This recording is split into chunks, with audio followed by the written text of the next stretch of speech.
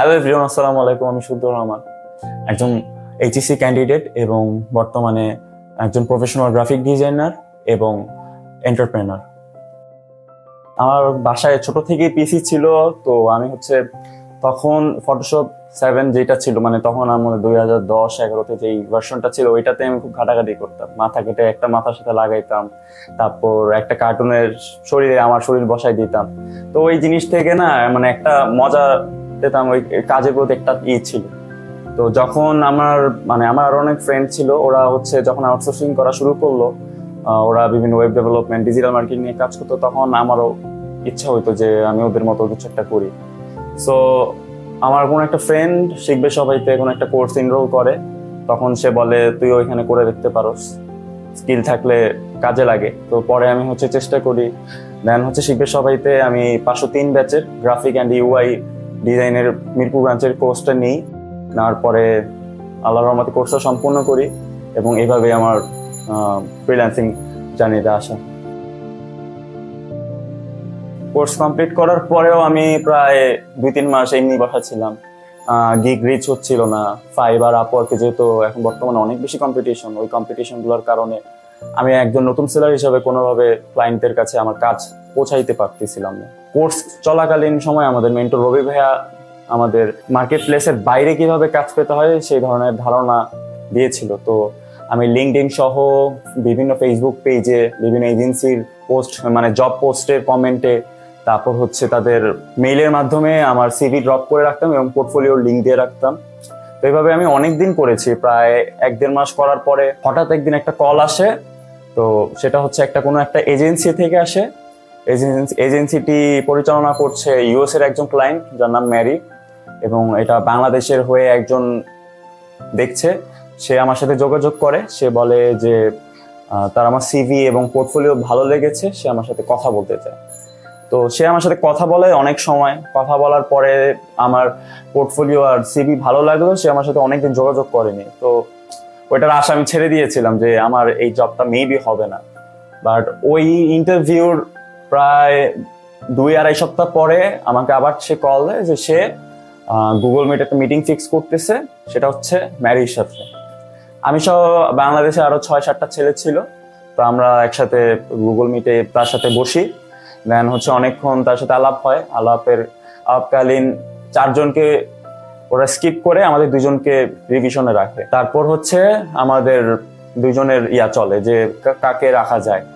So প্রতিদিন তারা বিভিন্ন টাস্ক দিত, আমরা কমপ্লিট করে দিতাম।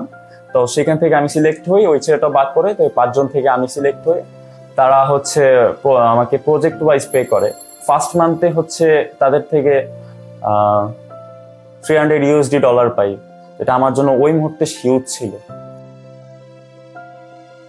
এমন হইতে পারে আপনি ফ্লায়ারে এক্সপার্ট, আপনি ব্রোশিউরে এক্সপার্ট, কিন্তু আপনি লোগো এক্সপার্ট না। তো তার সাথে আমার নতুন নতুন ক্লায়েন্টের সাথে কাজ করে কি যে তাদের নতুন নতুন যেই সব প্রজেক্ট অ্যাসাইনমেন্ট আমি কাজ করতেছি, সেগুলো মানে আমার স্কিল ইমপ্রুভ করার জন্য হেল্প করতেছে। আমি নতুন কাজ শিখতেছি, প্রচুর টিউটোরিয়াল দেখতেছি, তাদের কাজটাকে আরো ভালো কিভাবে করা যায়, তাদের কাছ থেকে আরো ভালো মতো নিজের ডিমান্ড কিভাবে বাড়ানো যায়। সেই ক্ষেত্রে আমার মনে হয় এটা একটা ভালো দিক। আর চ্যালেঞ্জ ক্লায়েন্ট ধরে রাখা। আপনার কাজ যদি আই ক্যাচিং না হয়, আপনার কাজ যদি তাদের পছন্দ মতো না হয়, একটা ক্লায়েন্ট অনেকবার রিভিশন দিবে। এটার জন্য আপনার ধৈর্য থাকতে হবে। যে যার ধৈর্য নাই সে ক্লায়েন্ট ধরে রাখতে পারবে না। অ্যাকচুয়ালি ভাইয়া, অবভিয়াসলি পড়াশোনায় ইম্প্যাক্ট পড়বে যদি আপনি সব ছেড়ে একটা জিনিসে ফোকাস করে রাখেন। এখন আমি ফ্রিল্যান্সিংটাকে, আমি তো প্রথমেই বললাম যে আমি এটাকে প্যাশন হিসেবে নিয়েছি, আমি মজা পাই তাই এটা আমি করি। সো আমার পড়াশোনার ফাঁকে আমি এটা করি, আর যখন করি তখন পড়াশোনা নষ্ট হবে এমন ভাবে করি না। আর ফ্রিল্যান্সিং করার সময় আমি এতটুকু খেয়াল রাখি যে আমার পড়াশোনাটা কমপ্লিট করা, আমার কলেজের পড়াগুলো কমপ্লিট করা। As a student self earning জিনিসটা অ্যাকচুয়ালি অনেক ভালো, কারণ আপনি যখন এই একটা বয়সে এসে ফ্যামিলির উপরে ডিপেন্ডেবল থাকবেন না, আপনার নিজের চাহিদাগুলো, আপনার এভরিডের যেই জিনিসগুলো লাগে সেগুলো যদি আপনি নিজেই পূরণ করতে পারেন, তখন নিজের মধ্যে একটা ভালো লাগা কাজ করবে।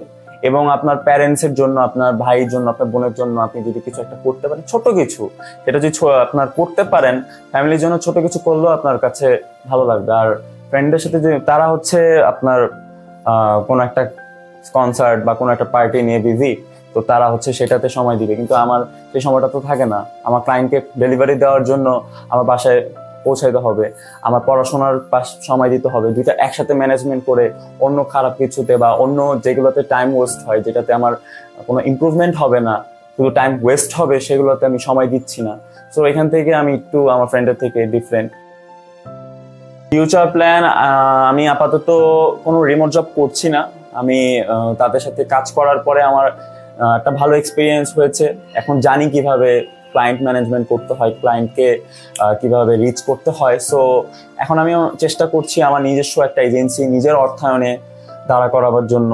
আমার এজেন্সির নাম কোয়ান্টামস ক্রিয়েশন। সেখানে আমি আমার নিজের প্রচেষ্টায় চেষ্টা করছি যাতে এটা আগামীতে বড় কিছু করতে পারে।